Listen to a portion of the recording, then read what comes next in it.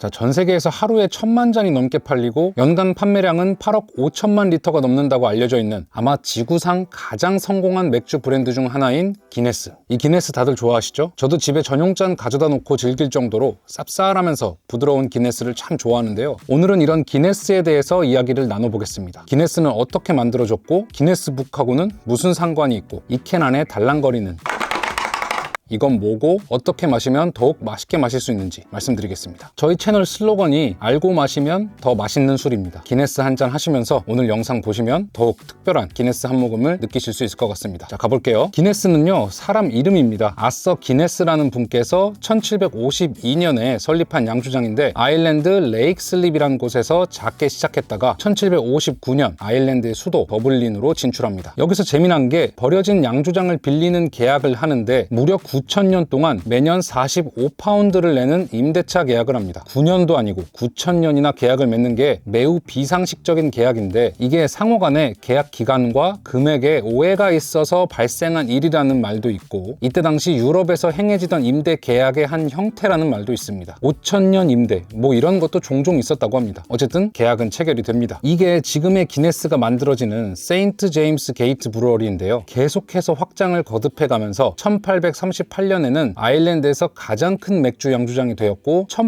1886년에는 세계에서 가장 큰 맥주 양주장이 됩니다. 물론 지금은 아니라고 합니다. 그래도 아직까지 스타우트를 만드는 맥주 양주장 중 세계에서 가장 큰 규모라고 합니다. 지금도 이곳을 방문하면 이때 당시 맺어진 계약서를 진열해 놓고 있습니다. 찾아보니까 자료마다 말이 조금씩 다르긴 한데 미국 콜로라도에 위치한 쿠어스 브루어리가 단일 맥주 양주장 규모로는 세계에서 가장 큰 규모라는 자료가 가장 많았습니다. 근데 기네스가 9,000년 동안 임대차 계약을 맺었으니 아직도 이 건물을 빌려서 쓰고 있는 걸까요? 그건 아닙니다. 20세기 말에 땅을 전부 인수했고 계속해서 땅을 넓혀나가면서 양주장 주변 일대의 땅을 대부분 소유하고 있습니다. 여기에는 직원들을 위한 거주 공간도 있고 여러 편의시설들이 있다고 합니다. 그래서 이곳을 도시 안에 또 다른 도시라고 부릅니다. 이곳에서는 관광객들을 맞이하기 위해 2000년부터 기네스 스토어 하우스라는 건물에서 기네스 투어를 진행하고 있는데 오픈 이래 2천만 명의 관광객이 다녀갔다고 합니다. 여기 꼭대기에 있는 그래비티 바에서 마시는 기네스 한 모금이 정말 기가 막히다는데 꼭 한번 가보고 싶습니다. 자, 기네스가 원래부터 흑맥주를 만들던 회사는 아닙니다. 원래는 에일을 만들던 회사인데 1700년대 후반 영국의 산업화 시대에 짐꾼들 사이에서 흑맥주가 유행하면서 짐꾼을 뜻하는 영어인 포터라는 별명이 붙게 됩니다. 그게 굳어져서 맥주의 한 종류 이름으로 자리 잡게 되는데 이에 아서 기네스는 과감하게 에일 생산을 중단하고 포터 생산을 하게 됩니다. 이게 1799년의 일인데 이로부터 약 30년 뒤인 1821년 오늘날 기네스 오리지널의 레시피가 정확하게 정해집니다. 우리가 보통 흑맥주를 스타우트라고 부르는데 원래는 좀 더 진한 포터를 의미하는 스타우트 포터라는 술에서 출발이 됐는데 시간이 지나면서 이게 혼용이 되고 이제는 보통 스타우트 하면 흑맥주를 뜻하게 되었습니다. 그래서 처음 나왔던 기네스도 기네스 스타우트가 아니고 기네스 수페리어 포터였다가 1840년에 기네스 엑스트라 스타우트라는 이름을 사용할 수 있게 됩니다. 자, 어쨌든 흑맥주를 생산하고자 했던 아서 기네스의 생각은 제대로 적중했고 이미 1800년대부터 승승장구하기 시작합니다. 이건 그냥 여담으로 말씀드리는 건데 1차 세계대전이 터졌을 때는 800명이 넘는 기네스 직원들이 영국군에 속해서 참전하기도 했는데요. 이때 기네스에서는 참전 군인 가족들에게 월급의 반을 지급하고 전쟁이 끝난 후에 군인들의 일자리를 보장해줬다고 합니다. 800여 명의 직원 중 103명은 돌아오지 못했다고 합니다. 기네스 하면 술맛도 술맛이지만 마케팅으로도 상당히 유명합니다. 1920년대에는 기네스 is good for you 라는 기네스는 당신에게 좋습니다 라는 슬로건을 앞세워서 기네스를 마시면 힘이 좋아진다, 기력에 좋다 등 뭐 지금은 당연히 불가능한 포스터들을 만들어냈는데 이게 대히트를 치면서 그때 당시 전쟁, 금주법 등으로 어려웠던 시기를 잘 이겨냈다고 합니다. 근데 재밌는 건 2004년에 한 연구 논문이 발표됐는데 기네스를 포함한 스타우트 맥주를 마시면 동맥 콜레스테롤 양을 줄여주고 항산화 작용에도 도움을 줄 수 있다는 내용입니다. 근데 이런 거 너무 맹신하지 마시고요. 당연히 지나친 음주는 건강에 해롭습니다. 자, 이런 마케팅뿐만 아니라 기네스 하면 생각나는 게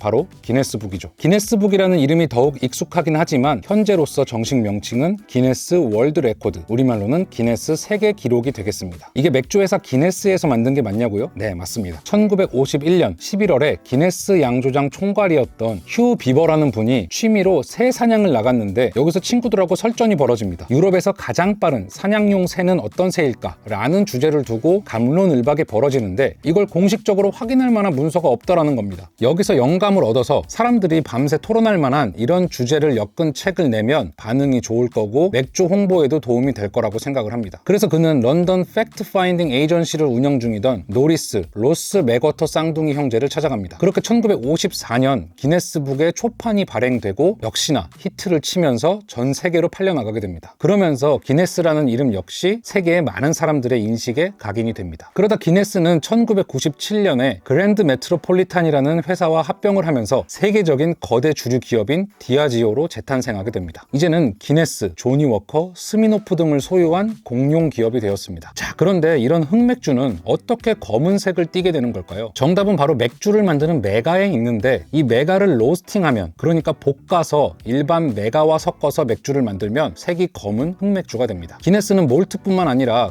볶은 보리도 사용하는데 몰트랑 보리랑 뭔 차이 하실 수 있는데 보리에 싹을 틔운 게 몰트입니다. 이 몰트는 우리말로 엿기름이라고 하고 식혜를 만들 때 사용합니다. 여튼 기네스 맥주 특유의 커피 같은 풍미도 보리를 로스팅하는 과정에서 생긴다고 합니다. 데이비드 휴스라는 사람이 쓴 A Bottle of Guinness Please라는 책을 보면 1983년에 기네스 레시피는 60%의 몰트, 30%의 보리, 10%의 볶은 보리가 들어간다고 되어 있습니다. 이 볶은 보리에서 기네스 특유의 씁쓸한 맛이 느껴진다고 합니다. 현재 국내에서 쉽게 구할 수 있는 기네스는 기네스 드래프트와 기네스 엑스트라 스타우트 제품입니다. 자, 먼저 기네스 드래프트를 보면 캔을 딱 따면